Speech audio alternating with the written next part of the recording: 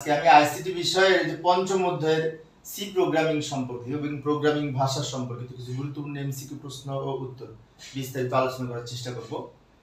তো আলোচনায় আছি আমি মোহাম্মদ সিরাজুল ইসলাম। চলো শুরু করা যায়। প্রথমে প্রশ্নটা দেখে নিই। এই যে প্রথম প্রশ্নটা লক্ষ্য করি, সি কোন ধরনের প্রোগ্রামিং ভাষা? সি হচ্ছে এখানে যে অপশনগুলি রয়েছে তার মধ্যে মধ্য স্তরের প্রোগ্রামিং ভাষা। সি প্রোগ্রামিং ভাষাকে এটি উচ্চ স্তরের প্রোগ্রামিং ভাষা এবং মধ্য স্তরের প্রোগ্রামিং ভাষাকে স্ট্রাকচার প্রোগ্রামিং ভাষা বলা হয়। কিন্তু এখানে যে অপশনগুলি রয়েছে, দ্বিতীয় প্রজন্মের ভাষা হচ্ছে অ্যাসেম্বলি ভাষা প্রথম, আবার নিম্ন স্তরের ভাষা হচ্ছে মেশিন ভাষা এবং অ্যাসেম্বলি ভাষা। অতএব এখানে মধ্য স্তরের প্রোগ্রামিং ভাষাটাই এই অপশনের সাথে সঠিক। পরের প্রশ্নটি লক্ষ্য করি,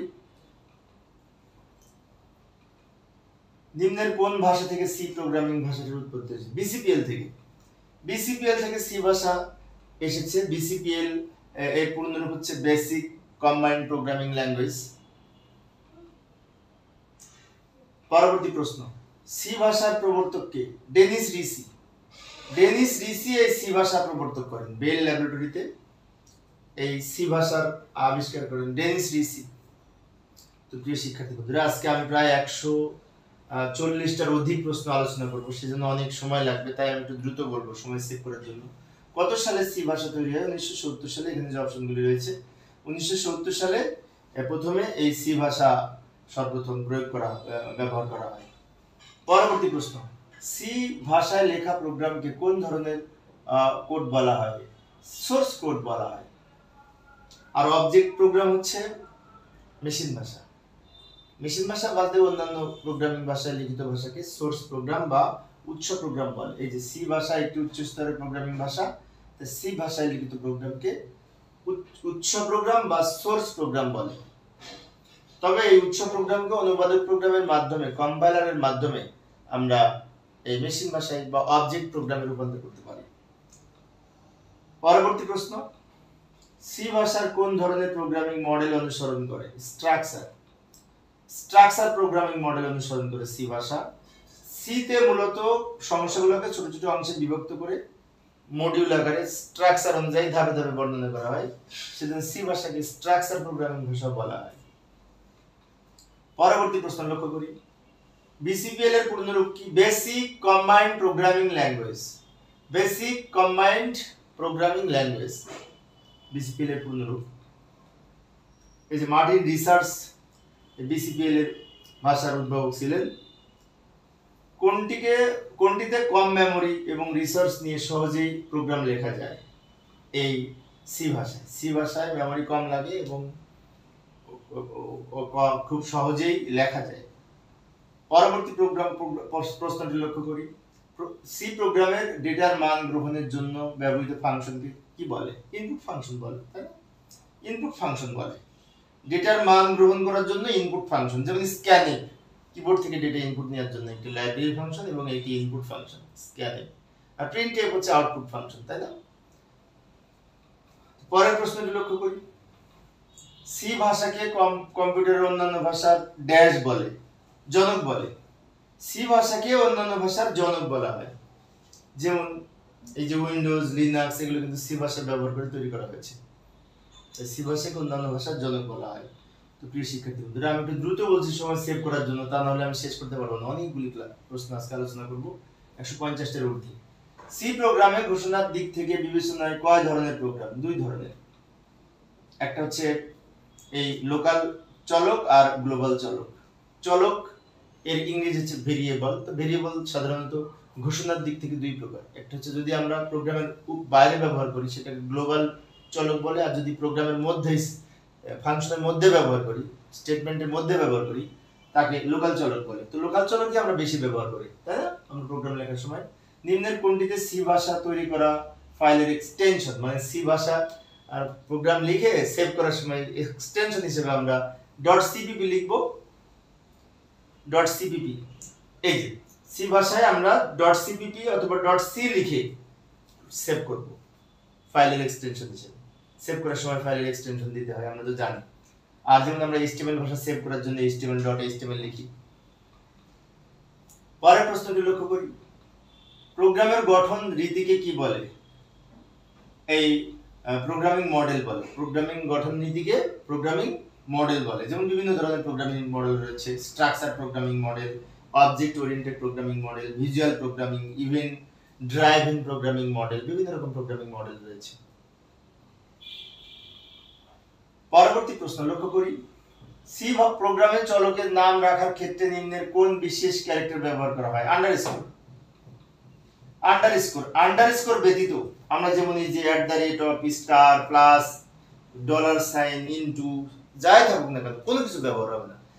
প্রতীক হিসেবে শুধুমাত্র আন্ডারস্কোর ব্যবহার হয়। আন্ডারস্কোর মানে কি? এই হাইফেন দেবে একটু নিচে, এটাকে আন্ডারস্কোর বলে।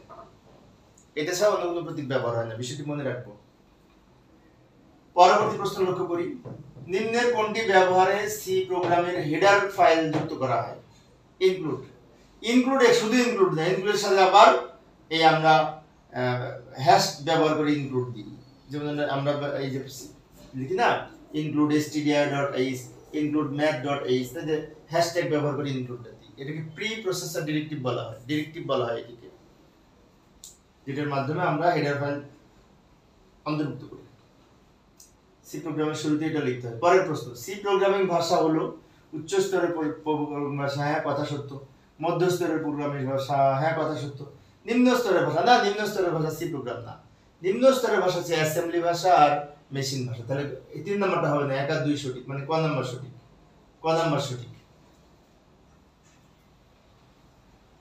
পরের প্রশ্ন লক্ষ্য করি, নিম্নের কোনটি সি প্রোগ্রামের আউটপুট ফাংশন হিসেবে কাজ করে?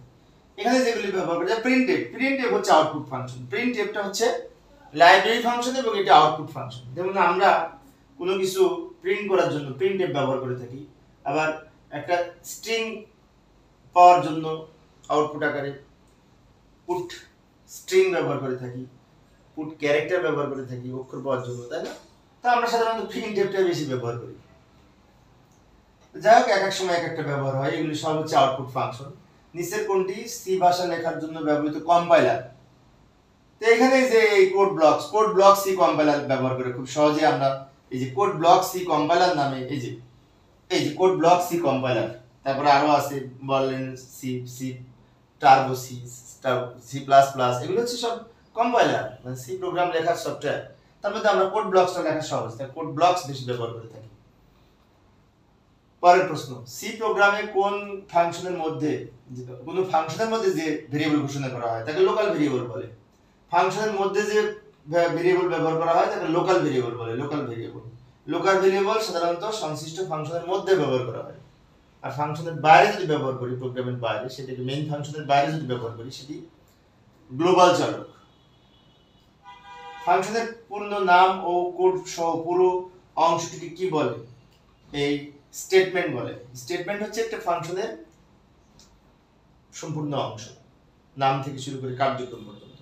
অর্থাৎ একটি ফাংশনের পূর্ণ নাম অংশকে স্টেটমেন্ট বলে। যেমন প্রিন্টএফ দিয়ে আমি যে এখানে একটি ফাংশন ব্যবহার করেছি, প্রিন্টএফ হচ্ছে ফাংশন, এখান থেকে শুরু করে এই পর্যন্ত টোটাল অংশটা সেমিকোলন পর্যন্ত, এই টোটাল অংশটা হচ্ছে একটি স্টেটমেন্ট, যেটি ফাংশনের প্রথম থেকে শেষ পর্যন্ত সম্পূর্ণ বোঝাচ্ছে, পূর্ণ অংশ বোঝাচ্ছে।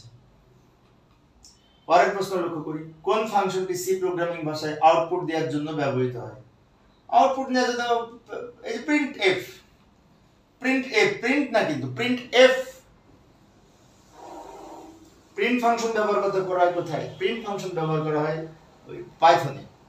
আর সি প্রোগ্রামে প্রিন্টএফ, এই যে প্রিন্টএফ। পরের প্রশ্ন লক্ষ্য করি, নিচের কোনটি অন্য তিনটি হতে ভিন্ন? এখানে এই ফাংশনটা ভিন্ন। কেন ফাংশন ভিন্ন? int, char, else এগুলো সব কিওয়ার্ড, বাট এটা নট কিওয়ার্ড, এটা কিওয়ার্ড না। তাহলে এই তিনটে একরকম, এটা আলাদা, তাই এটা উত্তর হবে। তো লক্ষ্য করি এই যে এগুলো কিওয়ার্ডের মধ্যে পড়ে, বাট ওইটা কিওয়ার্ড না, তাই এটা উত্তর। সি প্রোগ্রামের গঠনে মেইন ফাংশনের প্রধানত কয়টি অংশ থাকে? মেইন ফাংশনের সাধারণত দুইটি অংশ থাকে।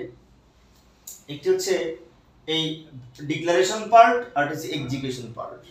অর্থাৎ এক জায়গায় আমরা ভেরিয়েবল ডিক্লেয়ার করি, পরবর্তীতে ওই অথবা কোনো ফাংশনের স্টেটমেন্টের জন্য আমরা নির্ধারিত কোনো কিছু ডিক্লেয়ার করি, আর তার নিচে ঠিক এক্সিকিউশন অংশ থাকে। তাই দুইটা অংশ, হচ্ছে ডিক্লারেশন পার্ট আর হচ্ছে এক্সিকিউশন পার্ট।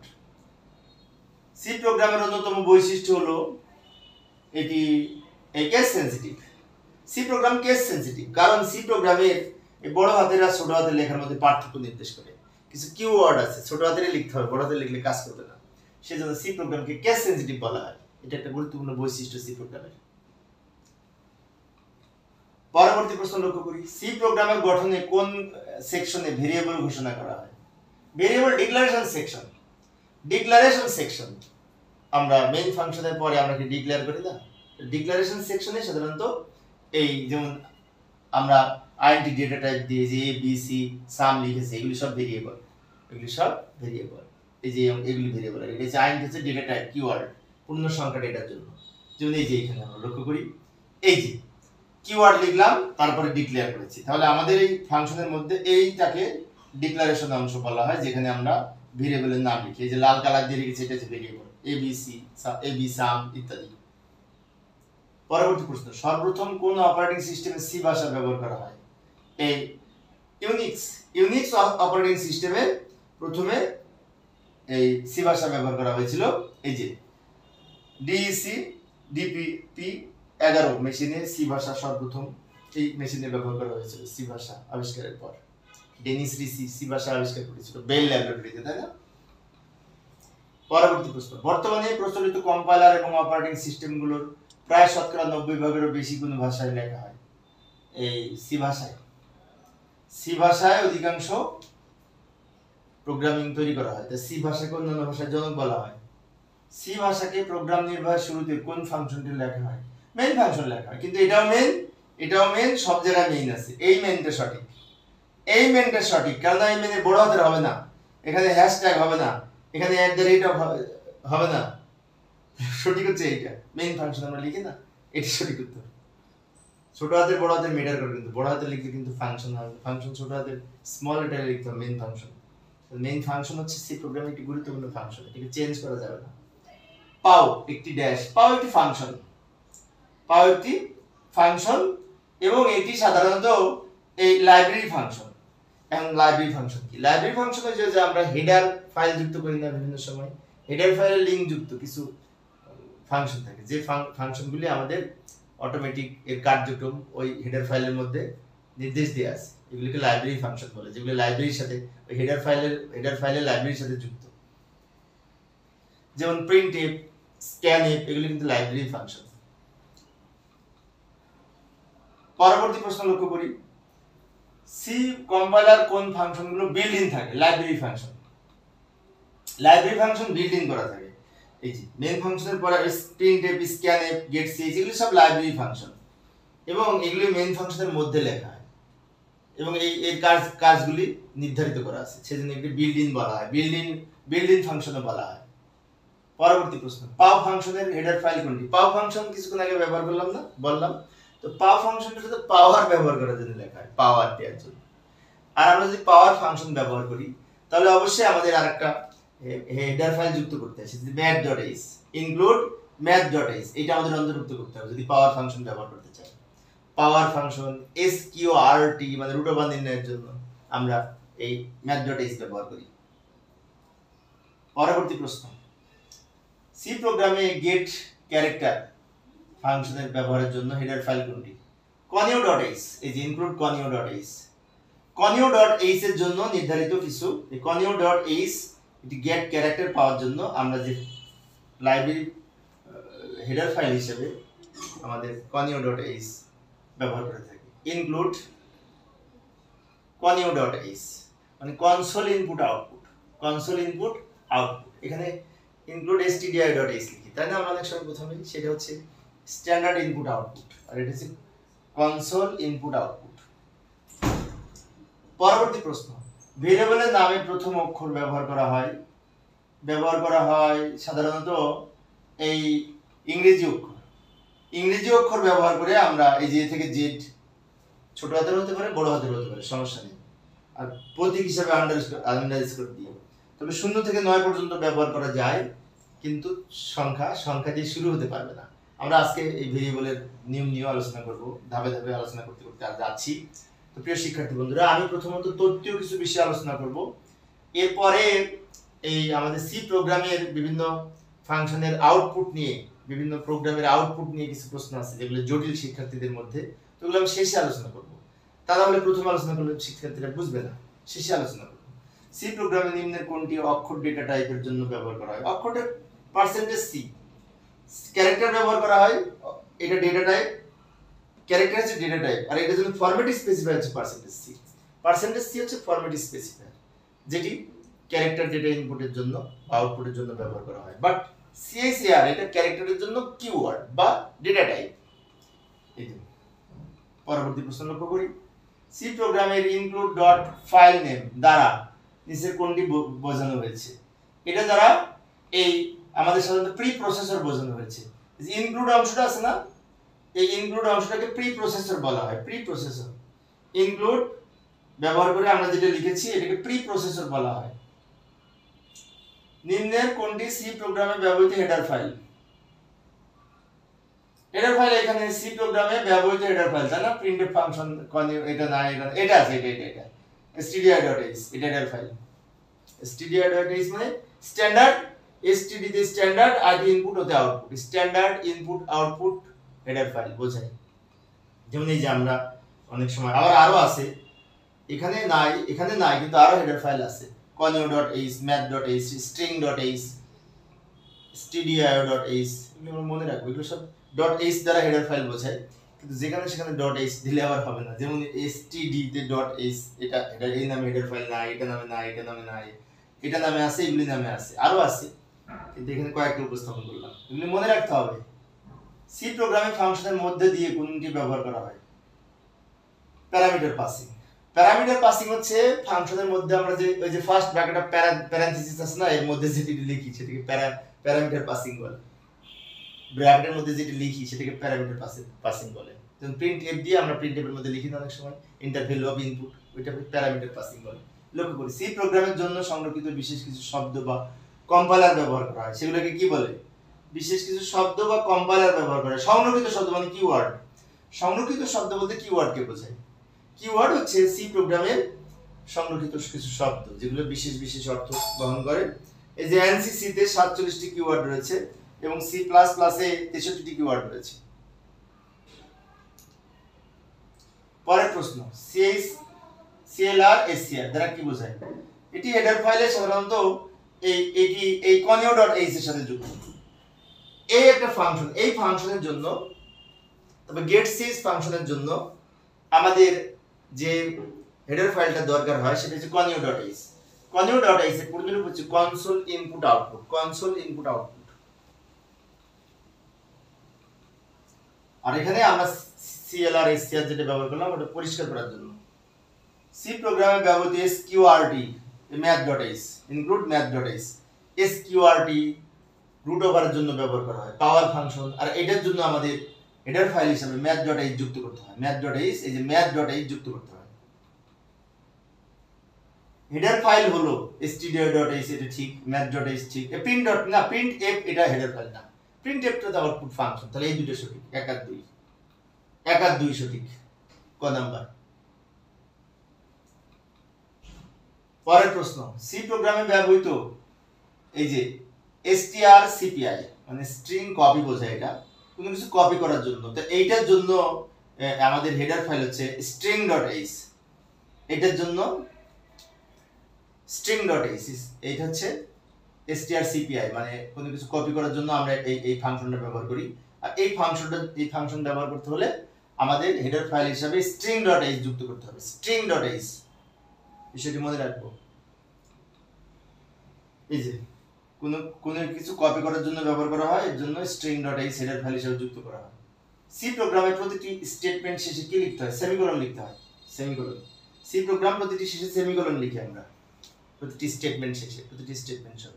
তো কিছু কিছু ক্ষেত্রে কিন্তু সেমিকোলন হয় না, তাই না? যেমন আমাদের এই যে ইফ এর শেষে সেমিকোলন হয় না, ফর এর শেষে হয় না, আবার হোয়াইল লুপের ক্ষেত্রে হোয়াইল এর শেষে হয় না, কিন্তু ডু হোয়াইল লুপের ক্ষেত্রে আবার হোয়াইল এর শেষে সেমিকোলন লিখতে হয়। তো যাই হোক, এগুলো আমরা প্রোগ্রাম লিখতে বুঝুন। এই যে এই স্টেটমেন্টের সাথে সেমিকোলন লিখছে, প্রত্যেকটা শেষে কিন্তু সেমিকোলন লিখছে, তাই না? এটা হচ্ছে ব্যাকরণগত বৈশিষ্ট্য সি প্রোগ্রামের। সি প্রোগ্রাম গঠনের ক্ষেত্রে নিম্নের কোনটি অত্যাবশ্যকীয় অংশ? এখানে এই যে main function section, main function section এটা খুব গুরুত্বপূর্ণ। সি প্রোগ্রামের একটা প্রধান ফাংশন যেকে বলে মেইন ফাংশন বলে, মেইন ফাংশন দিয়েই সি প্রোগ্রামটা শুরু হয়। মেইন ফাংশনটা লিখতেই হবে, এটা অত্যাবশ্যকীয়। এই যে যেমন এই যে মেইন ফাংশন, এটা আমরা সাধারণত লিখে থাকি প্রত্যেকটা প্রোগ্রামে। হেডার ফাইলের পরে মেইন ফাংশন লিখি, তারপর আমরা প্রোগ্রামটা শুরু করি। মেইন ফাংশন দিয়ে প্রোগ্রামটা শুরু হয়।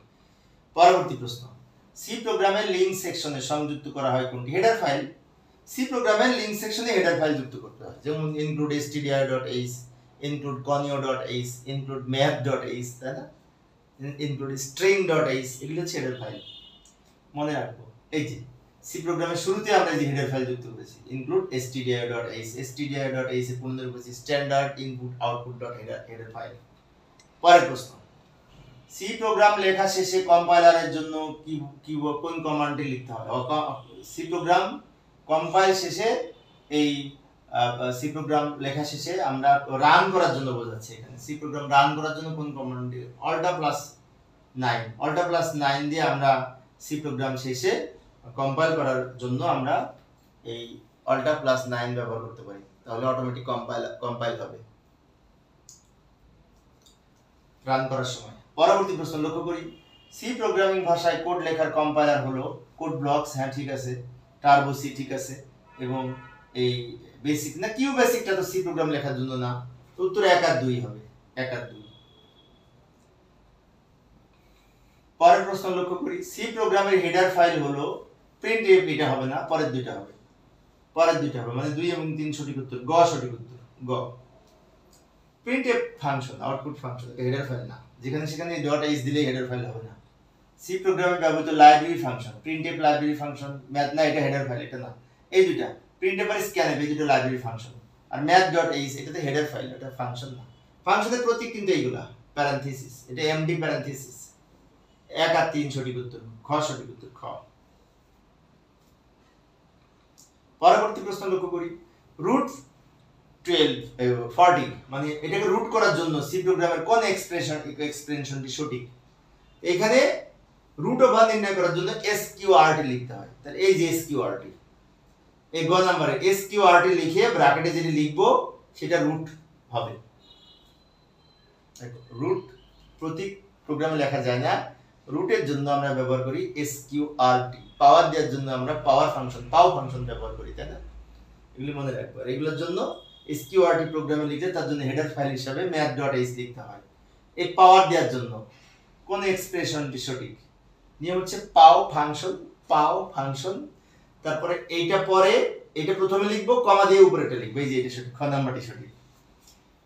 পাওয়ার দেওয়ার জন্য পাও ফাংশন, আর যার উপরে পাওয়ার দিব সেটা নিচে হবে, আর যেটি পাওয়ার সেটা পাশে হবে, পাশে।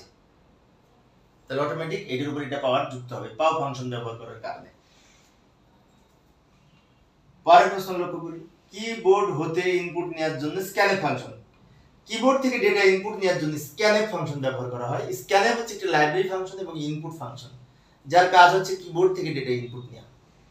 এটাই কাজ। কিবোর্ড থেকে ডেটা ইনপুট নিয়ে ভেরিয়েবলের মধ্যে সংরক্ষণ করে। পাওয়ার ফাংশনের জন্য প্রয়োজনীয় হেডার ফাইল কোনটি? অবশ্যই math.h। পাওয়ার ফাংশন, এসকিউআরটি ফাংশন, এগুলির জন্য math.h হেডার ফাইল হিসেবে যুক্ত করি আমরা।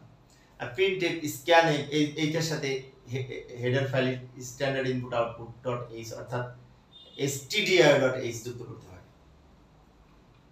পরবর্তী প্রশ্ন, সি ভাষায় কোন ধরনের প্রোগ্রামিং মডেল অনুসরণ করে? স্ট্রাকচার প্রোগ্রামিং মডেল অনুসরণ করে। সি ভাষা একটি স্ট্রাকচার প্রোগ্রামিং ভাষা। সি ভাষা একটি মধ্যস্তরের প্রোগ্রামিং ভাষা। সি ভাষা একটি জেনারেল পারপাস ল্যাঙ্গুয়েজ, বিভিন্নভাবে আখ্যায়িত করা হয়ে থাকে, তাই না? এবং সি ভাষা উচ্চতর প্রোগ্রামিং ভাষা। নিম্নের কোনটি সি ভাষার কিওয়ার্ড? এখানে আইএনটি কিওয়ার্ড পূর্ণ সংখ্যার জন্য, ইন্টিজার টাইপ ডেটার জন্য এই আইএনটি কিওয়ার্ড ব্যবহার করা হয় ডেটা টাইপ হিসেবে। বাট অন্যগুলো এগুলি সব হেডার ফাইল, এটা ফাংশন, মেইন ফাংশন, বাট এইটা কিওয়ার্ড আইএনটি। তো আমরা তোমাদের বইতে হয়তো দেখবে প্রায় 32টা কিওয়ার্ড আছে, আবার কোন কোন বইতে 47টা কিওয়ার্ড আছে, তাই না? বিভিন্ন কিওয়ার্ড আমরা পড়েছি, তো আরো পড়বো। কম্পিউটারে ডেটা সংরক্ষণের জন্য মেমোরিকে কি বলে? এই ডেটা সংরক্ষণের জন্য মেমোরি আমরা যেটা লিখি র্যাম, র্যামে ডেটা সংরক্ষণ করা হয়। র্যামের পূর্ণরূপ হচ্ছে র্যান্ডম অ্যাক্সেস মেমোরি। র্যাম হচ্ছে একটি অস্থায়ী মেমোরি এবং র্যামে ডেটা সংরক্ষিত থাকে। Random access memory, RAM. পরবর্তী প্রশ্ন লক্ষ্য করি, এই যে প্রোগ্রামে যখন কোনো ডেটা নিয়ে কাজ করা হয় তখন প্রাথমিকভাবে কম্পিউটার র্যামে থাকে, পরবর্তীতে সেগুলো পুনরায় ব্যবহারের জন্য ওই ঠিকানায় ব্যবহার করে আমরা প্রয়োগ করি। কোনটি দ্বারা অক্ষরমালা বা স্ট্রিং, অক্ষরমালা মানে কি? শব্দ, শব্দ। স্ট্রিং মানে শব্দ বোঝায়, ধ্রুবক গঠিত হয়। এখানে এই ক্যারেক্টার নিয়ে, কতগুলো ক্যারেক্টার নিয়ে একটা অক্ষরমালা বা স্ট্রিং গঠিত হয়। যেমন আমি বললাম যে ব্যানানা, তা ব্যানানা লেখাটার মধ্যে কতগুলো অক্ষর আছে না? ক্যারেক্টার, প্রতিটি অক্ষরকে একটা ক্যারেক্টার বলে কম্পিউটারের ভাষায়। তো ক্যারেক্টারগুলো নিয়েই সাধারণত আমাদের স্ট্রিং তৈরি হয়, অর্থাৎ শব্দ তৈরি হয়। সি প্রোগ্রামের ব্যবহৃত পূর্ণ সংখ্যা কোন ধরনের data type? Integer type data, integer data type. Integer type data পূর্ণ সংখ্যা ধনাত্মক হতে পারে, ঋণাত্মক হতে পারে, প্লাস পূর্ণ সংখ্যা হতে পারে, মাইনাস পূর্ণ সংখ্যা হতে পারে। দুইটার জন্যই আমাদের ডেটা টাইপ হিসেবে INT কিওয়ার্ড ব্যবহার করি ইন্টিজার টাইপ ডেটার জন্য। ইন্টিজার মানে পূর্ণ সংখ্যা, বিষয়টি মনে রাখবো। তো প্রিয় শিক্ষার্থী বন্ধুরা, আমি মূলত সময় সেভ করার জন্য প্রশ্ন বলছি আর উত্তরটা বলছি, সব অপশন কিন্তু পড়ছি না, কারণ আমরা আজকে প্রায় 150টার অধিক প্রশ্ন আলোচনা করব। তাই আমরা যদি সব অপশনগুলি পড়তে চাই তাহলে অনেক সময় লাগবে, সেজন্য আমি প্রশ্ন পড়ছি। INT, ফ্লট, ডাবল, CACR এগুলো কোন ধরনের ডেটা টাইপ? এগুলো build in data type, build in data type. এগুলি বিল্ড ইন ডেটা টাইপ কাকে বলে? সি ভাষায় 4 ধরনের ডেটা টাইপ সমর্থন করে। তার মধ্যে এই কিছু মানে ফাংশনের কাজ বোঝাচ্ছে এই প্যারান্থেসিস ব্যবহার করা হয়। এইটাকে বলা হয় ফার্স্ট ব্র্যাকেট অফ প্যারান্থেসিস। যেমন আমি একটি এখানে এই স্টেটমেন্ট লিখলাম, প্রিন্ট এপি স্টেটমেন্ট। তো প্রিন্ট এপের এখানে ডাবল কোট, এখানে ডাবল কোট, মাঝখানে কি লিখলাম? যা লিখলাম এটাকে প্যারামিটার বলে। তাহলে এই প্যারামিটারটা লিখলাম কিন্তু এই ফার্স্ট ব্র্যাকেটের মধ্যে। ফার্স্ট ব্র্যাকেটটাকে বলা হয় প্যারান্থেসিস অফ ফার্স্ট ব্র্যাকেট। এবং এই প্যারান্থেসিস হচ্ছে এই কোন স্টেটমেন্টের বিশেষ করে এই লেখার জন্য এই বন্ধনী ব্যবহার করি, এটাকে প্যারান্থেসিস বলে। আমরা বলি ফার্স্ট ব্র্যাকেট, কিন্তু এটাকে প্রোগ্রামিং এর ভাষায় প্যারান্থেসিস বলে। সি প্রোগ্রামের জন্য কি বোর্ডের ALT+F বাটন চাপলে কোনটি প্রদর্শন করবে? এটি দ্বারা আমাদের ফাইল প্রদর্শন করবে। ফাইল, Alt+F বাটন চাপলে ফাইলটা ওপেন হবে, ফাইলটা ওপেন হবে। ওপেন হবে মানে কি? ফাইলের নামগুলো ওপেন হবে। সি প্রোগ্রামের জন্য Alt+H যদি আমরা প্রেস করি তাহলে আমরা হেল্প অপশন পাবো। হেল্প যদি Alt+ আমরা H প্রেস করি কিবোর্ডের। ANSYS সি প্রোগ্রামের কয়টি কিওয়ার্ড রয়েছে? 47টি। ANSYS তে 47টি রয়েছে কিওয়ার্ড, তবে আমাদের বইতে মনে হয় 32টি কিওয়ার্ড রয়েছে, তাই না? কিন্তু ANSYS মানে American national standard institute, American national standard institute. এই যে ANSYS তে 47টি রয়েছে, তবে C++ প্রোগ্রামে আবার 63টি কিওয়ার্ড আছে C++ প্রোগ্রামে, আর ANSYS তে 47টি। নিচের কোনটি কিওয়ার্ড? এখানে CACR হচ্ছে সবগুলাই কিওয়ার্ড, কিন্তু একটা কথা আছে, সবগুলাই কিন্তু কিওয়ার্ড, কিন্তু একটা কথা আছে। কথা হচ্ছে যে ক্যাপিটাল লেটার লেখা।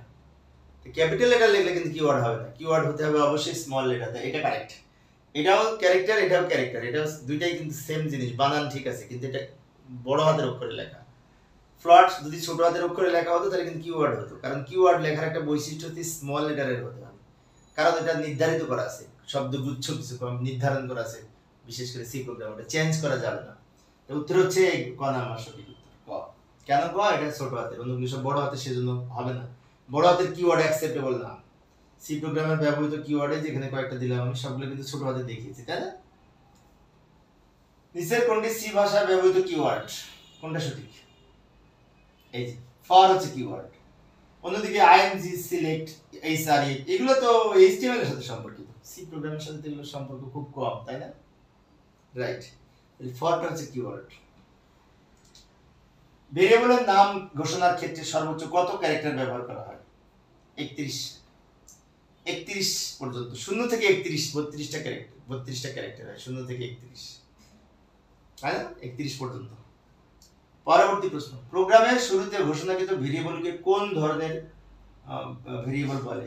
শুরুতেই আমরা গ্লোবাল ব্যবহার করি, শুরুতেই গ্লোবাল ভেরিয়েবল ব্যবহার করা যায়, আর স্টেটমেন্টের মধ্যে লোকাল ভেরিয়েবল ব্যবহার করি। শুরুতে বা বাইরে গ্লোবাল, শুরুতে প্রোগ্রামের শুরুতে বা প্রোগ্রামের বাইরে গ্লোবাল ভেরিয়েবল ব্যবহার করি, আর প্রোগ্রামের মধ্যে ব্যবহার করি লোকাল ভেরিয়েবল। বিষয়টি মনে রাখবো, লোকালটা হচ্ছে মধ্যে।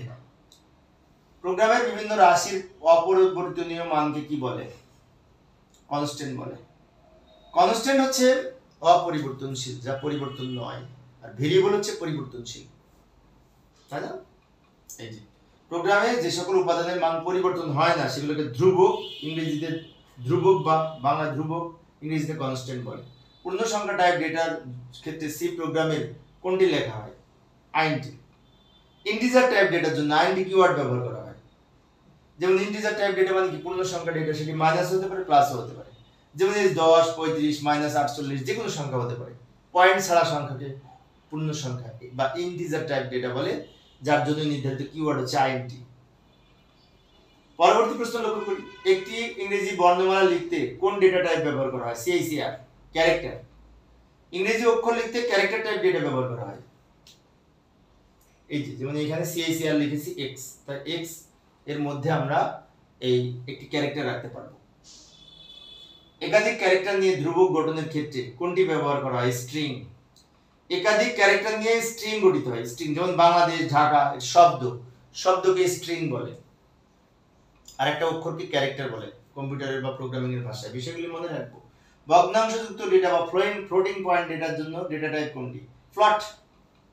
ফ্লোটিং পয়েন্ট মানে ভগ্নাংশ যুক্ত ডেটা। তো ভগ্নাংশযুক্ত ডেটার জন্য আমরা কিওয়ার্ড হিসেবে বা ডেটা টাইপ হিসেবে ফ্লট কিওয়ার্ড ব্যবহার করে থাকি। ফ্লোটিং পয়েন্ট ডেটা সি প্রোগ্রামের কত বাইট জায়গা দখল করে? দারুণ একটি প্রশ্ন।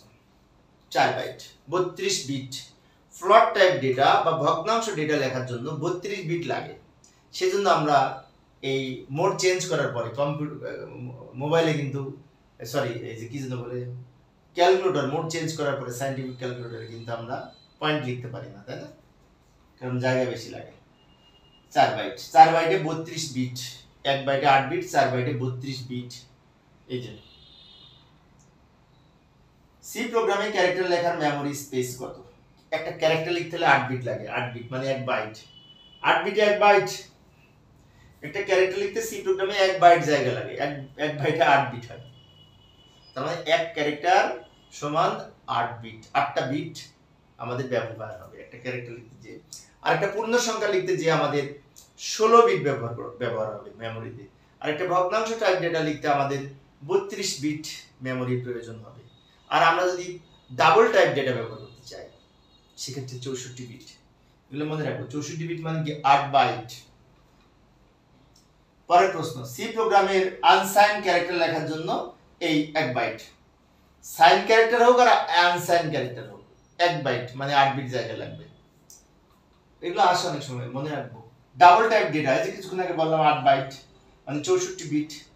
64 বিট জায়গা লাগবে ডাবল টাইপ ডেটা লেখার জন্য। ডাবল টাইপ মানে কি? অনেক বড়, পয়েন্টের পরে অনেক বড় সংখ্যা, পয়েন্টের পরে অনেক বড় সংখ্যা ব্যবহার করা যাবে।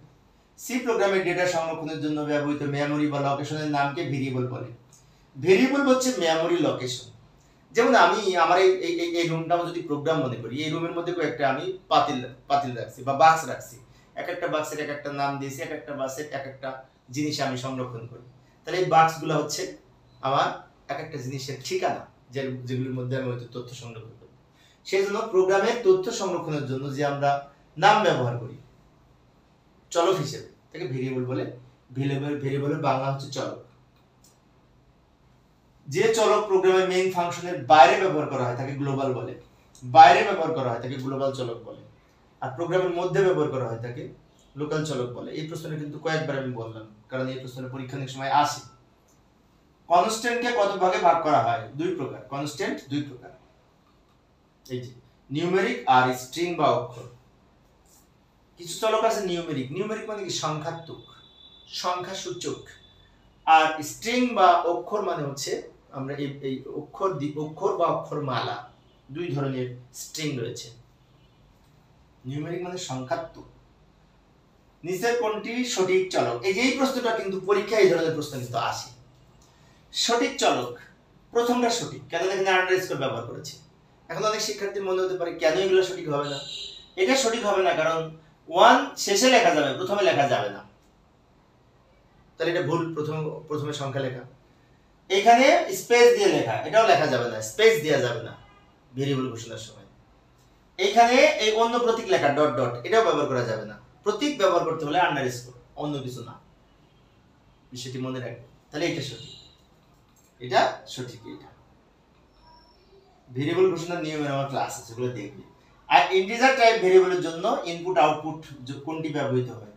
আইএনটি ডেটার জন্য আমরা পার্সেন্টেজ ডি ব্যবহার করি ফরম্যাট স্পেসিফায়ার হিসেবে। পার্সেন্টেজ ডি হচ্ছে একটি ফরম্যাট স্পেসিফায়ার যেটি ইন্টিজার টাইপ ডেটাকে স্পেসিফাই করে, এবং পার্সেন্টেজ ডি হচ্ছে একটি ডেটা ইনপুট নেওয়ার জন্য এবং পূর্ণ সংখ্যা ডেটা ইনপুট নেওয়ার জন্য, পূর্ণ সংখ্যা ডেটা আউটপুট আকারে প্রকাশ করার জন্য ফরম্যাট স্পেসিফায়ার হিসেবে পার্সেন্টেজ ডি ব্যবহার করি ইন্টিজার টাইপ ডেটার জন্য। বিষয়টি মনে রাখবেন। পরের প্রশ্ন লক্ষ্য করি। আচ্ছা, এখানে আমি কিছু তথ্য দেখাইলাম, খুব গুরুত্বপূর্ণ তথ্যটা। এখানে কিওয়ার্ডের নাম লিখেছি, সিএসিআর এগুলো ডেটা টাইপ, স্ট্রিং এগুলো ডেটা, এবং এই স্ট্রিং এবং এর জন্য আমরা ব্যবহার করে থাকি, একটা অক্ষরের জন্য ব্যবহার করি পার্সেন্টেজ সি, একটা স্ট্রিং এর জন্য ব্যবহার করি পার্সেন্টেজ এস, মানে স্ট্রিং বোঝায়। আইএনটি ডেটা টাইপ অর্থাৎ পূর্ণ সংখ্যা ডেটার জন্য পার্সেন্টেজ ডি ব্যবহার করি পূর্ণ সংখ্যা ডেটার জন্য। লং ইন্টিজারের জন্য আমরা ব্যবহার করি পার্সেন্টেজ এলডি, লং ইন্টিজার মানে বড় পূর্ণ সংখ্যা। ফ্লট ব্যবহার করি আমরা পার্সেন্টেজ এফ ফরম্যাট স্পেসিফায়ার হিসেবে। ফ্লট কিওয়ার্ড ফ্লট টাইপ ডেটার জন্য ব্যবহার করি পার্সেন্টেজ এফ, ডাবল টাইপ ডেটার জন্য পার্সেন্টেজ এল এফ, লং ডাবলের জন্য পার্সেন্টেজ এল এফ, কিন্তু এখানে বড়তে এল হবে। পরের প্রশ্নটি লক্ষ্য করি। সিএসিআর টাইপ ভেরিয়েবলের মান ইনপুট নেওয়ার জন্য, আউটপুট দেখানোর জন্য কোনটি ব্যবহার করা হয়? তাই না? Input output, character input output নেওয়ার জন্য percentage C. Percentage C character type data, অক্ষর টাইপ ডেটা ইনপুট আউটপুটের জন্য ব্যবহার করা হয়। পূর্ণ সংখ্যার জন্য ব্যবহার করা হয় পার্সেন্টেজ ডি। ফ্লট টাইপ ডেটার জন্য ব্যবহার করা হয় পার্সেন্টেজ এফ, এগুলো মনে রাখবো। ডাবলের জন্য পার্সেন্টেজ এল এফ। সি ভাষায় পার্সেন্টেজ এফ কোন মেমরি পরিসর নির্দেশ করে? পার্সেন্টেজ এফ হচ্ছে ফ্লট, এবং ফ্লট এর জন্য 32 বিট জায়গা দখল করে। ফ্লট টাইপ ডেটা ভগ্নাংশ ডেটা 32 বিট জায়গা সংরক্ষণ করে মেমরিতে, বিষয়টি মনে রাখবো। সি ভাষায় এই যে এই সংখ্যাটা কি সংখ্যা? এটি ফ্লট টাইপ ডেটা, এটা কি ফ্লট টাইপ ডেটা, এর জন্য 32 বিট জায়গা লাগবে। কেন ফ্লট টাইপ? এই যে পয়েন্ট আছে, পয়েন্ট থাকলে সেটা ফ্লট, মনে রাখবো বিষয়টা। পয়েন্ট ছাড়া যেটা পূর্ণ সংখ্যা, যেটার জন্য 16 বিট জায়গা লাগবে। পরের প্রশ্ন লক্ষ্য করি। সি ভাষায় 33 ডেটা টাইপ কত বিটে? 33 তো পূর্ণ সংখ্যা, অর্থাৎ 16 বিট। 33 তো পূর্ণ সংখ্যা 16 বিট, আর ভগ্নাংশ সংখ্যা 32 বিট, তাই না? হ্যাঁ, মনে রাখবো। আর অক্ষর লিখতে 8 বিট, মনে রাখতে হবে এগুলি, কিন্তু একটু দ্রুত বলছি। ভগ্নাংশ ডেটার ফরম্যাট স্পেসিফাই পার্সেন্টেজ এফ, ভগ্নাংশ ডেটার ফরম্যাট স্পেসিফাই পার্সেন্টেজ এফ, মানে ফ্লট টাইপ ডেটা। পূর্ণ সংখ্যার জন্য পার্সেন্টেজ ডি, ক্যারেক্টার লেখার জন্য পার্সেন্টেজ সি, ডাবলের জন্য পার্সেন্টেজ এল এফ, এগুলি মনে রাখবো, মনে রাখতে তো হবেই। ডাবলের ডেটার জন্য পার্সেন্টেজ এল এফ,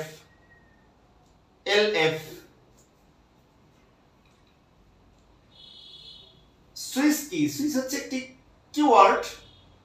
সুইচ কিওয়ার্ডের যে লিস্ট রয়েছে, লম্বা লিস্ট 32টা তোমাদের বইতে আছে, তার মধ্যে সুইচ আছে। Switch, for, if, else. পরের প্রশ্নটি লক্ষ্য করি। সি প্রোগ্রামের এই ইন্টিজার টাইপ ডেটার ভেরিয়েবল মেমরি পরিসর কত? এটি একটু কঠিন প্রশ্ন, ভালো করে লক্ষ্য করি।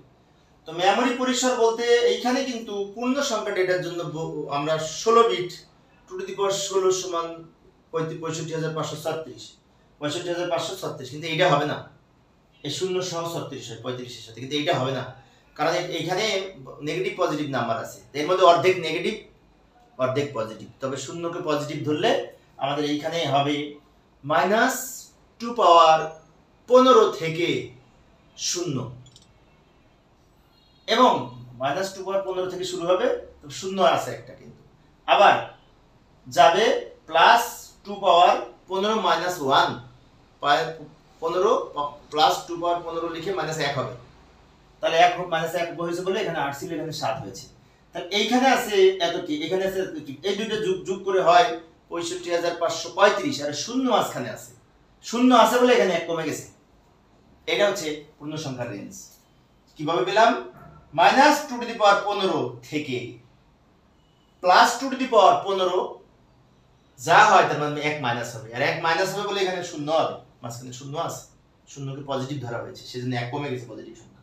এটা উত্তর, মনে রাখতে হবে। এই যে আমি দেখাই দিচ্ছি, এই যে ফাইন, এই যে এইখানে লক্ষ্য করি, এই যে ইন্টিজার টাইপ ডেটার জন্য এতক্ষণ যেটা বললাম, -2^15 হতে +2^15 মাইনাস 1 হবে। এই 1 কেন হচ্ছে? এখানে একটা শূন্য আছে, শূন্যটা লিখে নিও, উজ্জ্ব আছে, শূন্য থাকার কারণে এখানে 1 কমে যাচ্ছে। পরের প্রশ্নটি লক্ষ্য করি, সি ভাষায় ব্যবহৃত এই যে এখানে যে প্রতীকগুলি ব্যাকস্ল্যাশ ব্যবহার করে টি এন এ আর ব্যবহার করা হয়েছে, এগুলোকে কি বলে? এগুলোকে এসকেপ সিকোয়েন্স বলে। এসকেপ সিকোয়েন্স হচ্ছে কিছু ক্যারেক্টার আছে যেগুলিকে আমরা এই ব্যাকস্ল্যাশ সহ ব্যবহার করে এটাকে আমরা সি প্রোগ্রামে ব্যবহার করি, এক একটা এক এক রকম কাজ। আচ্ছা, এই কাজগুলি আমরা একটু দেখি, আমরা এই কাজগুলি দেখি কি কাজে ব্যবহার হয়। প্রথমে যে ব্যাকস্ল্যাশ এন দ্বারা নতুন লাইন তৈরি হয় প্রোগ্রামের মধ্যে, আমরা এখানে লিখব ব্যাকস্ল্যাশ এন। ব্যাকস্ল্যাশ টি দ্বারা এই ডান দিকে এক ট্যাব সরে যায়, এইভাবে ব্যবহার করব ব্যাকস্ল্যাশ টি। ব্যাকস্ল্যাশ আর দ্বারা পরবর্তী লাইন শুরু হবে শুরু থেকে। ব্যাকস্ল্যাশ এ দ্বারা অ্যালার্ম বা বিপ সব সাউন্ড তৈরি হবে, এরকম ব্যবহার করব। ব্যাকস্ল্যাশ বি দ্বারা পিছনের এক ঘর সরানোর জন্য, এক ঘর সরে লাইনটা প্রদর্শিত হবে, তার জন্য ব্যাকস্ল্যাশ বি ব্যবহার করব। এরপরে ব্যাকস্ল্যাশ কমা ব্যবহার করি আমরা সিঙ্গেল কোটেশন দেওয়ার জন্য, এই যে এইভাবে ব্যাকস্ল্যাশ এখানে এবং দুই দিকে ব্যবহার করেছি, ফলে কি হবে? সিঙ্গেল কোটেশন হবে। ব্যাকস্ল্যাশ ডাবল কোটেশনের জন্য আমরা এটা ব্যবহার করে থাকি, এই যে এটা ব্যাকস্ল্যাশ ডাবল কোটেশন ব্যবহার করলে এটা দুই পাশে ডাবল কোটেশন দেখা যাবে। আর আমরা যদি ব্যাকস্ল্যাশ ব্যবহার করতে চাই, যে আমি ব্যাকস্ল্যাশ ব্যবহার করব কোনো কিছুর আগে, তাহলে ব্যাকস্ল্যাশ ডাবল দিতে হবে, তাহলে একটা দেখা যাবে। ব্যাকস্ল্যাশ হোয়াট চিহ্ন ব্যবহার করলে এই প্রশ্নবোধক চিহ্ন দেখা যাবে। এগুলো মনে রাখবো, কিন্তু এটা মনে রাখার মতো। আজকে অনেকগুলি আলোচনা করব। সি প্রোগ্রামের পরবর্তী লাইনে নেওয়ার জন্য কোনটি এন ব্যাকস্ল্যাশ এন ব্যবহার করা হয় পরবর্তী লাইনে নেওয়ার জন্য, কিছুক্ষণ আগে দেখলাম। এই যে ব্যাকস্ল্যাশ এন, এই যে এটা ব্যবহার করার কারণে আউটপুটটা কি হবে? এই এই ব্যাকস্ল্যাশ এন এর আগে যেটা লিখবো সেটা উপরে থাকবে, পরে যেটা লিখবো সেটা নিচে হবে। সঠিক চলক কোনটি? সঠিক চলক এটা ভুল, এটা ভুল, এটা ভুল, তাহলে এটা ঠিক। কেন এটা ঠিক? এটা ভুল, এই প্রতীক দেওয়া যাবে না, আন্ডারস্কোর দেওয়া যাবে, অন্য কিছু দেওয়া যাবে না। এটা কেন ভুল? প্রথমে সংখ্যা দিয়ে শুরু হবে না। এটা কেন ভুল? প্রথমে সংখ্যা দিয়ে শুরু হবে না। আবার হাইফেন দেওয়া যাবে না, এই চলক লেখার বৈশিষ্ট্য। অতএব এটা সঠিক, এই আন্ডারস্কোর আছে সেজন্য। এখন আন্ডারস্কোর থেকে যদি আবার মাঝখানে এখানে একটা স্পেস থাকতো তাহলে আবার হতো না। সেজন্য ভেরিয়েবল ঘোষণার নিয়মগুলি না আমার আছে, ক্লাস আছে এই চ্যানেলে, তোমরা দেখে নিতে পারো। সি প্রোগ্রামের নিচে কোনটি সঠিক চলক? এটাতে এটা ভুল, এটা ভুল, এটা ভুল, এটা ঠিক, এটা ঠিক, এটা ঠিক। এটা কেন ভুল? টু দিয়ে শুরু হয়েছে, স্পেস আছে, এখানে এই প্রতীক আছে, এখানে আবার অ্যাট দ্য রেট অফ, এগুলো হবে না। হতে পারে আন্ডারস্কোর, খেয়াল রাখবো। কিন্তু এখানে আন্ডারস্কোর থেকে যদি টুটা প্রথমে থাকতো তাও কিন্তু হতো না, শুরু দিয়ে হবে না, শুরু সংখ্যা দিয়ে হবে না, সংখ্যা হতে পারে পরে। সংখ্যা ব্যবহার করা যাবে কিন্তু মধ্যে বা পরে, শুরুতে না। স্ট্রিং টাইপ ডেটার জন্য কোনটি প্রদর্শন করবে? S %s। স্ট্রিং টাইপ ডেটার জন্য ফরম্যাট স্পেসিফায়ার %f, আর %c হচ্ছে অক্ষর লেখার জন্য ফরম্যাট স্পেসিফায়ার, %d হচ্ছে পূর্ণ সংখ্যা লেখার জন্য, %lf ডাবল টাইপ ডেটা লেখার জন্য ফরম্যাট স্পেসিফায়ার হিসেবে ব্যবহার হয়। সব অপশন বলতে গেলে কিন্তু অনেক সময় লাগে, সেজন্য আমি খালি একটা অপশন বলছি। আউটপুটের পেছনে বামে এক ঘর সরানোর জন্য আমরা ব্যবহার করে থাকি এই বি ব্যবহার করে থাকি। সতর্ক সংকেত অ্যালার্মের জন্য ব্যবহার করে থাকি এ ব্যবহার করে থাকি। সতর্ক সংকেত বা অ্যালার্ম দেওয়ার জন্য \n ব্যবহার করে থাকি। আউটপুটে প্রশ্নবোধক চিহ্ন প্রদর্শনের জন্য হট চিহ্ন, ব্যাকস্ল্যাশ দিয়ে হট চিহ্ন, কিন্তু এটা ফরওয়ার্ড স্ল্যাশ, এটা ব্যাকস্ল্যাশ, এটা ফরওয়ার্ড স্ল্যাশ না, ব্যাকস্ল্যাশ ব্যবহার করব। ঠিক আছে? এই যে হোয়াট ইজ পেন্সিল, হট চিহ্ন দিয়েছি, তাহলে হট চিহ্নটা এখানে প্রদর্শন করবে, ব্যাকস্ল্যাশটা দেখা যাবে না। এটা হচ্ছে ফাংশন, এটা আউটপুট। আউটপুট পরবর্তী লাইনের শুরুতে একই কলাম এর বরাবর শুরু করার জন্য আমরা ব্যবহার করে থাকি এই \r, ব্যাকস্ল্যাশ আর, যেমন আমরা ব্যাকস্ল্যাশ আর এর পরে যেটা লিখবো এইটা এখানে দেখা যাবে, ওটুকু আউট হয়ে যাবে। দারুণ একটা না? আমি এইটা দেখা যাবে না, এই ব্যাকস্ল্যাশ আর এর পরে যেটা লিখবো সেটা আবার এখান থেকে শুরু হবে। আর আমি যদি ব্যাকস্ল্যাশ এন ব্যবহার করি এইটুকু থাকবে, তার নিচে এটা হবে, সেটা খেয়াল রাখতে হবে। আউটপুট ডান দিকে এক ট্যাব দূরে নেওয়ার জন্য টি ব্যবহার করা হয়, এটা সহজ আছে, ব্যাকস্ল্যাশ টি ব্যবহার করা হয়। ব্যাকস্ল্যাশ টি ব্যবহার করেছি সেজন্য এই ব্যাকস্ল্যাশ টি এর পরে যেটা লিখেছি সেটা এক স্টেপ সরে গেছে দিকে, একটু বেশি সরে গেছে না, এটা একুরেট না, আমি বোঝানোর জন্য এখানে লিখেছি। আউটপুট ডাবল কোটেশন প্রদর্শনের জন্য এই যে ব্যাকস্ল্যাশ ডাবল কোট, এটা যদি আমি লিখি তাহলে আউটপুট দেখার সময় এই ইজ এর দুই পাশে ডাবল কোট দেখাবে।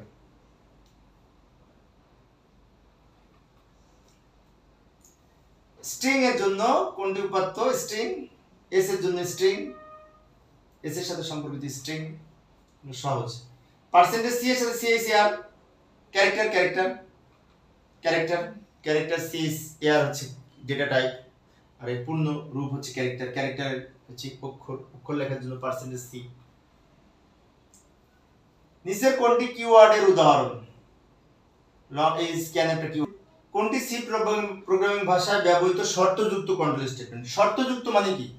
Conditional control statement. শর্তযুক্ত ইফ এলস এগুলো কন্ডিশনাল কন্ট্রোল স্টেটমেন্ট, আর কন্ডিশনাল কন্ট্রোল স্টেটমেন্টের বাংলা হচ্ছে শর্তযুক্ত। শর্ত মানে কন্ডিশন। ভেরিয়েবল অ্যাসাইনমেন্টের, বিশেষ করে ভেরিয়েবলে আমরা যখন অ্যাসাইনমেন্টের স্টেটমেন্টের মাধ্যমে কোনো কিছু সংরক্ষণ করতে চাই তখন কোথায় লেখা হয়? প্রয়োজনীয় হিসাব, প্রয়োজনীয় প্রোগ্রাম, প্রয়োজনীয় ডেটা সংরক্ষণ করা হয়। আমরা সংরক্ষণ করতে পারি প্রয়োজনীয় ডেটা সংরক্ষণ করি, ভেরিয়েবলের মধ্যে ডেটা সংরক্ষণ করি। ডেটা রাখার পদ্ধতিকে ভেরিয়েবলের কি বলা হয়? এই অ্যাসাইনমেন্ট বলা হয়। অ্যাসাইনমেন্ট মানে অ্যাসাইন করা হয়। যেমন a সমান 5, তাহলে এর মান 5 হিসেবে আমরা এখানে অ্যাসাইন করলাম, তাই অ্যাসাইনমেন্ট বলা হয়। কোন মানকে সংরক্ষণের জন্য নিচের কোনটি প্রয়োজন? এই মেমরি লোকেশনের আরেক নাম ভেরিয়েবল। কোন ডেটার মান সংরক্ষণের জন্য ভেরিয়েবলের দরকার হয়। পরের প্রশ্ন, কি ধরনের ফলাফল লজিক্যাল এক্সপ্রেশন গুলোর মধ্যে ব্যবহার করা হয়? সত্য অথবা মিথ্যা। সত্য অথবা মিথ্যা হচ্ছে লজিক্যাল এক্সপ্রেশন হিসেবে ব্যবহার করি। সি প্রোগ্রামিং ভাষায় ব্যবহৃত কন্ডিশনাল স্টেটমেন্ট কোনটি? কন্ডিশনাল তো শর্তযুক্ত, তাই না? এই সুইচ স্টেটমেন্ট।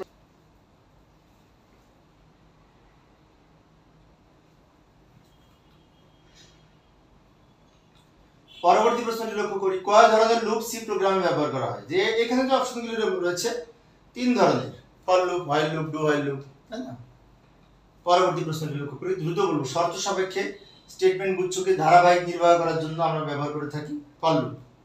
ফর লুপের মাধ্যমে ধারাবাহিকভাবে কোনো শর্ত সাপেক্ষে কিবোর্ড থেকে হোয়াইল এবং ডু হোয়াইল লুপের মধ্যে পার্থক্য বোঝায় সিনট্যাক্সে মানে গঠনে পার্থক্য বোঝায়। হোয়াইলের গঠন হচ্ছে আগে কন্ডিশন চেক করবে পরে কাজ করবে, ডু হোয়াইলের লুপের গঠন হচ্ছে আগে কাজ করবে পরে কন্ডিশন চেক করবে। গঠনের পার্থক্য, গঠনের সিনট্যাক্স। কখন হোয়াইল লুপ এবং সি কন্ডিশন পরীক্ষা করা হয়? এই লুপের মাধ্যমে। লুপের শুরুতেই পরীক্ষা করা হয়। লুপের শুরুতেই আমাদের হোয়াইল লুপের কন্ডিশন যাচাই করা হয়, তারপরে সত্য হলে হোয়াইল লুপ কাজ করে। ডেটা পাঠানোর জন্য ব্যবহৃত ভেরিয়েবল সমূহকে কি বলে? পাঠানোর জন্য না, এই রিটার্ন টাইপ ডেটা বলে। অপারেটর এবং কনস্ট্যান্টের সমন্বয়ে কোনটি করতে?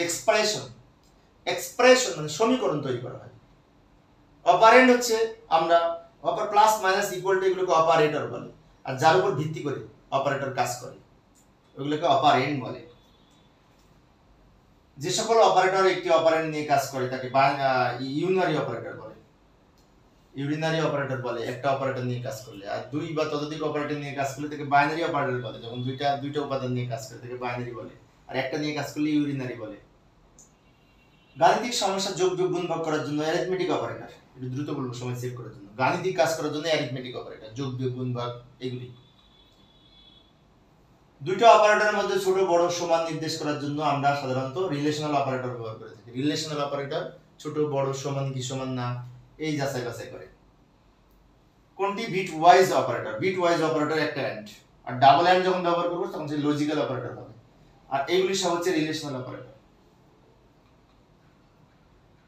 সি ভাষায় স্টেটমেন্ট সমূহকে প্রধানত কয়টি ভাগে ভাগ করা হয়? দুইটি ভাগে। সি স্টেটমেন্ট সমূহের সাহায্যে তথ্য উপাত্ত তাদেরকে কি বলা হয়? এই ইনপুট স্টেটমেন্ট। দুইটি ভাগে ভাগ করা, ইনপুট আউটপুট। তো আমরা তথ্য উপাত্ত সমূহ যখন ইনপুট দিই, স্টেটমেন্ট প্রদান করি, প্রদান করা হয়, ভিতরে প্রবেশ করানো হয় ইনপুট স্টেটমেন্টের মাধ্যমে, আর আউটপুট আকারে পাওয়া যায় আউটপুট স্টেটমেন্টের মাধ্যমে। ইনক্রিমেন্টাল অপারেটর কোনটি? Plus plus. এখন অনেক শিক্ষার্থীর মনে হতে পারে মাইনাস মাইনাস হতো ইনক্রিমেন্টাল। না, মাইনাস মাইনাস যেটা সেটা তো ডিক্রিমেন্টাল, ইনক্রিমেন্টাল না। লজিক্যাল অপারেটর কোনটি? এই যে ডাবল অ্যান্ড, ডাবল অ্যান্ডটা লজিক্যাল অপারেটর, ঠিক আছে? এখানে অর আছে একটা, সেজন্য ডাবল অর হলে এবার লজিক্যাল হতো, বিষয়টি খেয়াল রাখো। Logical operator, or, and, not, এগুলা। এটা দ্বারা কি বোঝাচ্ছে? অপারেন্ট কোনটি? এখানে অপারেন্ট, তাই না? অপারেন্ট কোনটি? অপারেন্ট হচ্ছে এই এখানে এ ও বি দুটো অপারেন্ট। এই যে এখানে একটা এক্সপ্রেশন তৈরি করা হয়েছে ইকুয়াল টু প্লাস, এগুলো হচ্ছে অপারেটর, আর যার উপর ভিত্তি করে অপারেটর কাজ করবে এগুলো অপারেন্ট বলে। অপারেন্ট, তাহলে এই দুটো অপারেটর এ আর বি। কোনটি সম্পর্কযুক্ত অপারেটর? Relational operator. এটা relational operator. Less than or equal to, greater than or equal to, double equal to, এগুলোকে রিলেশনাল বলে, মনে রাখবো। তিনটি অপারেটর এবিসি দেয়া আছে কিবোর্ডের ডেটা ইনপুট করার জন্য। আমাদের এটা পূর্ণ সংখ্যা, তাহলে পার্সেন্টেজ ডি হবে 3 বার, স্ক্যানে পার্সেন্টেজ ডি পড়ব 3 বার, and A, and B, and C. উপরে তো একটু সঠিক, কিন্তু একটা কথা আছে, উপরেটা যে কমা আছে, এই পার্সেন্টেজ ডি এর পরে কমা হবে না, কমা হবে এইখানে, যে ডাবল কোটের পরে এইখানে যে কমা হবে, যেখানে সেখানে কমা দিলে হবে না। আবার এগুলোতে কমা হবে, কিন্তু এইখানে কমা হবে না, নিখুঁতভাবে খেয়াল করতে হবে। আউটপুট স্টেটমেন্ট কোনটি? প্রিন্ট এ পুট, এই দুটো আউটপুট। এটা ইনপুট, এটা আউটপুট না, ওটা না, এই দুটো আউটপুট ফাংশন। সি ভাষায় ব্যবহৃত বিভিন্ন অ্যাসাইনমেন্ট অপারেটর হলো, অ্যাসাইনমেন্ট অপারেটর ইকুয়াল টু আর এই দুটো।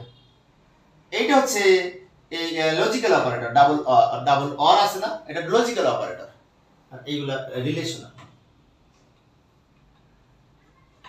সি ভাষায় ব্যবহৃত বিভিন্ন ইনক্রিমেন্ট এবং ডিক্রিমেন্টাল অপারেটর হচ্ছে, এটা ইনক্রিমেন্টাল, এটা ডিক্রিমেন্টাল, এটা না, এটা অ্যাসাইনমেন্ট অপারেটর। এটা সঠিক, 1 আর 3, এটা অ্যাসাইনমেন্ট অপারেটর। ইনক্রিমেন্ট মানে প্লাস প্লাস, ডিক্রিমেন্ট মানে মাইনাস মাইনাস। আচ্ছা, সি ভাষায় ব্যবহৃত বিভিন্ন ইনক্রিমেন্ট ও ডিক্রিমেন্টাল অপারেটর হচ্ছে প্রিফিক্স, পোস্টফিক্স, সাফিক্স। না, সাফিক্স হবে না, সাফিক্স তো নাই, প্রিফিক্স আর পোস্টফিক্স হবে। প্রিফিক্স হচ্ছে প্লাস প্লাস এ, মানে আগে প্লাস প্লাস থাকবে। পোস্টফিক্স হচ্ছে এ প্লাস প্লাস, পরে প্লাস প্লাস থাকবে। এগুলো তো আমরা শিখছি না, অনুধাবনমূলক প্রশ্নে আলোচনা করছি। কোনটি লজিক্যাল এন্ড অপারেটর? ডাবল এন্ডটা লজিক্যাল এন্ড অপারেটর, ডাবল অরটা লজিক্যাল অর অপারেটর, বিষয়টি খেয়াল রাখবেন। এইটা আবার, এটা কি? এটা রিলেশনাল অপারেটর। ইকুয়াল টু যখন একটা ব্যবহার হবে তখন সেটি হবে অ্যাসাইনমেন্ট অপারেটর, আর ইকুয়াল টু যখন ডাবল ব্যবহার করব তখন সেটি এই রিলেশনাল অপারেটর হবে, বিষয়টি মনে রাখবো। কিন্তু এই যে এখানে একটা এক্সপ্রেশন আছে, তা এটার এক্সপ্রেশনের সঠিক হবে 5x into x, এই যে x into x 3x, এটা সঠিক, এটা সঠিক, গণনাটা সঠিক, অনেকগুলি ভুল আছে। কারণ এখানে x স্কয়ার দেয়া যাবে না, x স্কয়ার দেয়া যাবে না, সব x স্কয়ার আছে না, x স্কয়ার দিয়ে আমরা এক্সপ্রেশন c এক্সপ্রেশন তৈরি করা যাবে না, x স্কয়ারটাকে ভেঙে x into x উপস্থাপন করতে হবে, অথবা এখানে পাও ফাংশন ব্যবহার করতে হবে। পাও ফাংশন তো ব্যবহার করি নাই, সেজন্য x into x হবে। দুই ধরনের উপস্থাপন করা যায়। কোনটি ব্রাঞ্চিং স্টেটমেন্ট? এই ইফ এলস, ইফ এটা সত্য না হলে পরেরটা চলে যাবে, এটাকে ব্রাঞ্চিং স্টেটমেন্ট বলে। প্রোগ্রামের শুরুতে দুটি শর্তের ক্ষেত্রে কোন স্টেটমেন্টটি ব্যবহার করা হয়? দুটি শর্ত না, দুটি শর্তের ক্ষেত্রে আমরা ইফ এবং এলস ব্যবহার করি। যেমন এ এবং বি এর মধ্যে কোনটি বড়? তাহলে এর মধ্যে আমরা লিখব if A greater then B, else পরেরটা। তাহলে এখানে ইফ আর এলস ব্যবহার করেছি। আর তিনটা যদি থাকতো তখন আমরা ইফ এলস ইফ এলস ব্যবহার করতাম। ইফ এলস না, এখানে ইফ এলস ইফ এলস ব্যবহার করতাম। এই স্টেটমেন্টটি ঠিক নাই, এইটা ঠিক। কোন স্টেটমেন্ট থেকে অন্যটি স্টেটমেন্টের প্রোগ্রামের নিয়ন্ত্রণ স্থানান্তর করার জন্য কোনটি ব্যবহার করা হয়? এই গোটোটা ব্যবহার করা হয় নিয়ন্ত্রণ শিফট করার জন্য, স্থানান্তর করার জন্য। কোন লুপ একবার নির্বাহ করে তারপর শর্ত পরীক্ষা করে? Do while loop. Do while loop আগে কাজ করে পরে কন্ডিশন চেক করে, আর হোয়াইল লুপ আগে কন্ডিশন চেক করে পরে কাজ করে। খেয়াল রাখতে হবে কিন্তু। আবার ফর লুপও কিন্তু আগে কন্ডিশন চেক করে পরে কাজ করে। একমাত্র ডু হোয়াইল লুপ যে আগে কাম করে পরে কন্ডিশন চেক করে, বলে আগে খাবার দাও তারপর হাত ধুবো, এরকম অবস্থা। ডিভিশন স্টেটমেন্ট কোনটি? এই ইফটাকে কন্ট্রোল স্টেটমেন্ট বলা হয়, ডিভিশনাল স্টেটমেন্ট বলা হয়। যে সকল অপারেটর একাধিক অপারেন্ড নিয়ে কাজ করে তাকে কি বলে? Binary operator.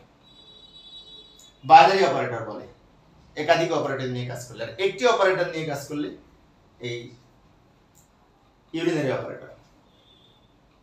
পরবর্তী প্রশ্ন, এইখানে প্রশ্ন পরে যেগুলি আছে এগুলি কিন্তু ধৈর্য সহকারে দেখতে হবে। শেষ পর্যন্ত ধৈর্য সবার নাই, আমারও বেশি নাই, তারপরে কষ্ট করে বলতেছি। এখন আমরা এই উদ্দীপক রিলেটেড প্রশ্ন। এখানে একটা সি প্রোগ্রাম দেয়া আছে, বলেছে ইফ, এখানে বলেছে 1 থেকে শুরু হবে, 1 থেকে 6 পর্যন্ত যাবে, তাহলে কয়বার প্রদর্শন করবে এই এইচএসসি এক্সামটি? 6 বার প্রদর্শন করার কথা, কিন্তু 4 কে স্কিপ করবে। বলেছে ইফ 4 কন্টিনিউ, মানে 4 যখন হবে তখন প্রকাশ করবে না। তাহলে 1 একবার, 2 একবার, 3 একবার, 4 একবার, 5 বার। সঠিক উত্তর 5 বার। 5 বার হবে, 4 বার যাবে। কন্ডিশনাল কন্ট্রোল স্টেটমেন্ট হলো এই সবগুলাই তো হবে, সবগুলাই তো কন্ডিশনাল কন্ট্রোল স্টেটমেন্ট। পরের প্রশ্ন, এত নম্বর প্রশ্নের উত্তর দিতে হবে। এখানে বলেছে 1 থেকে শুরু হবে, 6 পর্যন্ত যাবে, 1 1 বৃদ্ধি পাবে। তাহলে যোগফল কত হবে? 1 থেকে 6 পর্যন্ত সংখ্যাগুলোর যোগফল। 1 থেকে 6 পর্যন্ত সংখ্যাগুলোর যোগফল, এই যে 1 যোগ 2 যোগ 3 যোগ 4 যোগ 5, 21 হবে। 21 1 থেকে 6 পর্যন্ত সংখ্যাগুলোর যোগফল এখানে হবে। 1 থেকে শুরু হবে যোগফল, 6 পর্যন্ত যাবে, 1 1 বৃদ্ধি পাবে। এই সিরিজের যোগফল। শেষের দিকে কঠিন প্রশ্নগুলো আলোচনা করতেছি, একটু ঠান্ডা মাথায় বুঝতে হবে। মাথা সবার ঠান্ডা নাই, আমার জানি, আমার মাথা গরম হয়ে গেছে, মানে কি সবার মাথায় গরম। লক্ষ্য করি এখানে বলছে যে এইখানে কি বলছে, আয়ের মান কি পরিবর্তনের ফলে 12 হবে। তো আয়ের মান যদি আই সমান 2, এই যে আই সমান 2 দিয়ে শুরু হয় আর 2 2 করে বাড়ে, তাহলে 6 পর্যন্ত যোগফল 12 হবে। কিরকম আমি একটু বুঝিয়ে দিচ্ছি। আমি আয়ের মান যদি 2 হয়, তো 2 দিয়ে শুরু করলাম, 2 এর সাথে 2 যোগ হবে, তাহলে 2 এর সাথে 2 যোগ হলে 4 হয়, 4 এর সাথে 2 যোগ হলে 6 হয়, 6 পর্যন্ত তো বলেছে, 4 2 6 যোগফল 12, যোগফল 12 হচ্ছে। তার মানে কি এটা সঠিক, এটা সঠিক। আই সমান 2 হলে আর 2 2 বৃদ্ধি পেলে এই সিরিজের যোগফল 6 পর্যন্ত 12 হয়, তার মানে এটা সঠিক। এটা শিক্ষার্থীদের জন্য একটু কঠিন হবে, চেষ্টা করতে হবে বারবার।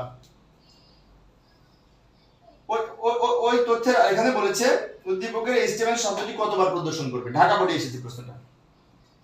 এখানে শুরুটা হবে 1 দিয়ে 6 পর্যন্ত, 4 কে স্কিপ করবে 5 বার। 1 একবার, 2 একবার, 3 একবার, 4 যখন তখন স্কিপ করে যাবে, 4টা করবে না। ইফ 4 কন্টিনিউ, মানে বলেছে 4 বাদ দিয়ে, 4 যখন হবে তখন স্কিপ করে যাবে। তাহলে 1 2 3 4 6 পর্যন্ত যাবে, এই লুপটা 6 পর্যন্ত চলবে। 6 পর্যন্ত চলবে মানে কি 5 বার চলবে, 4 স্কিপ করে যাবে, 4 করবে না, এখানে বলে দিয়েছে কন্ডিশনে 4 এর মান স্কিপ করে যাবেন, এই বলে দিয়েছে। এরপরের প্রশ্ন, এখানে ওই প্রশ্নে বলেছে যে প্রোগ্রামটির অপারেটর সমূহ কি কি। আচ্ছা, এখানে অপারেটর অ্যারিথমেটিক অপারেটর ব্যবহার করা হয়েছে যে প্লাসের জন্য, রিলেশনাল অপারেটর ব্যবহার করা হয়েছে double equal two, but logical operator কিন্তু এখানে নাই। এখন অনেক শিক্ষার্থীর মনে হতে পারে কিভাবে বুঝবো না। লজিক্যাল অপারেটর হচ্ছে এন্ড, ডাবল অর, নট, এগুলো লজিক্যাল অপারেটর, এখানে নাই। অর এন্ড নট কিছুই নাই, অতএব এই দুটো অপারেটর, এইটা আর এইটা, 1 আর 3 সঠিক উত্তর। পরের প্রশ্ন বরিশাল বোর্ডে পড়েছে, বরিশাল বোর্ড আমাদের বোর্ড, আমি বরিশাল বোর্ডের অধীনে চাকরি করি। লক্ষ্য করি বরিশাল বোর্ডের অধীনে মানে কলেজে চাকরি করি, এটা তো বরিশাল বোর্ডের আন্ডারে তার খাতাপত্র দেখি, তাই না? লক্ষ্য করি এইখানে m সমান 5 মোড 3, 5 মোড 3 মানে 5 কে 3 দ্বারা মোড করে ফলাফল হবে 2, ভাগশেষ হবে 2, তাহলে 2 দিয়ে শুরু হবে, 2 দিয়ে কাউন্টিং শুরু হবে, 5 পর্যন্ত যাবে এবং 1 করে বৃদ্ধি পাবে। তার মানে কি আমাদের লুপটা চলবে 2 থেকে 5 পর্যন্ত। এই যে লক্ষ্য করি তাহলে কয় বার চলবে, 2 3 4 5 পর্যন্ত 4 বার। ভালো করে লক্ষ্য করি 5 কে 3 দ্বারা মোড করে 2 পাবো, 2 ভাগশেষ 2, এটা ভাগশেষ নির্ণয় সূত্র।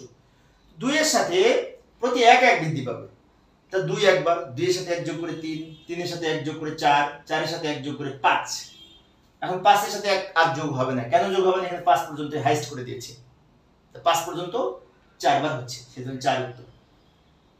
আইসিটি লেখাটা 4 বার প্রদর্শন করবে, 2 যখন তখন একবার, 3 যখন তখন একবার, 5 এ যেয়ে থেমে যাবে। 2 দিয়ে কেন শুরু হচ্ছে?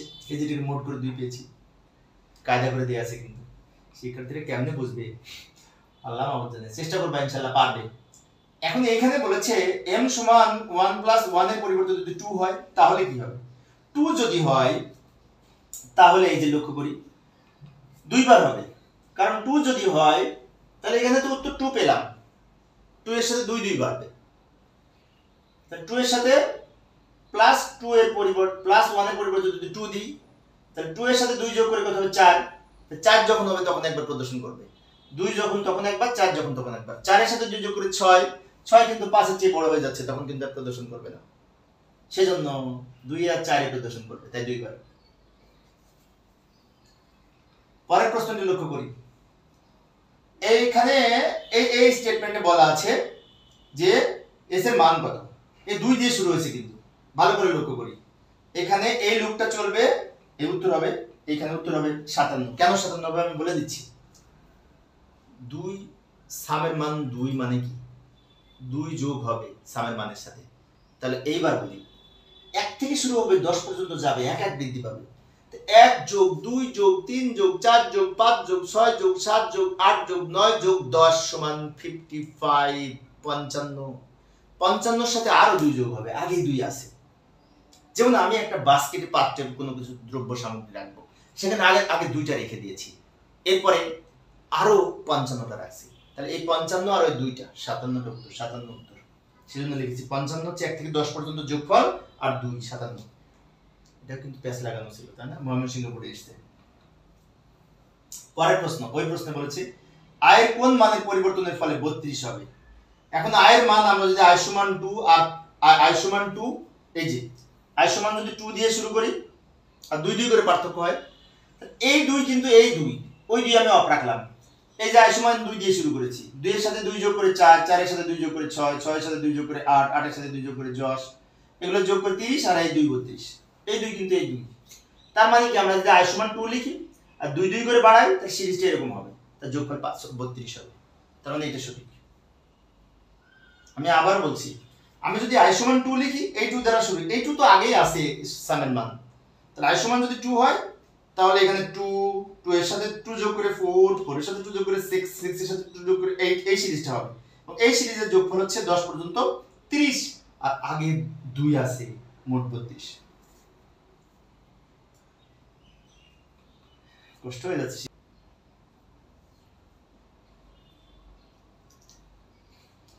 তো প্রিয় শিক্ষার্থী বন্ধুরা, এই ছিল আজকের আলোচনা। আমি এখানেই টানতে চাচ্ছি, ক্লাসটি অনেক লম্বা হয়ে গেছে। তো পরে ক্লাসটি দেখার আমন্ত্রণ রইল। খোদা হাফেজ।